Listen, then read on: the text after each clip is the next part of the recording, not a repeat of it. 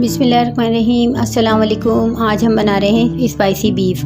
अज्जा अंडरकट छोटे टुकड़े आधा किलो, आलू चकोर कटे हुए 2 अदद, प्याज चॉप की हुई 2 अदद, टमाटर पीसे हुए 2 प्याली, पिसा हुआ लहसुन 1 खाने का चम्मच, कुटी हुई काली मिर्च 1 चाय का चम्मच, नींबू का रस 3 खाने के चम्मच, नींबू के छिलके 1 चाय का चम्मच, हरा धनिया चॉप किया हुआ आधी प्याली, पीसी हुई लाल मिर्च 1 प्याली, नमक आधा चाय का चम्मच, तेल 3 खाने के चम्मच।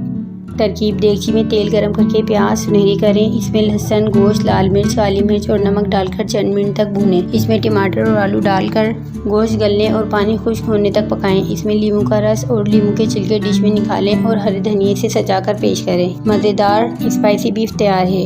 व्यूवर्स, अच्छी रेसिपी के लिए चैनल को सब्सक्राइब कर दें, बेल आइकन को प्रेस कर दें ताकि आपको अच्छी रेसिपी मिल सकें। आप घर पर ही रेसिपी फॉलो करके डिशेस तैयार कर सकते हैं। Thanks for watching.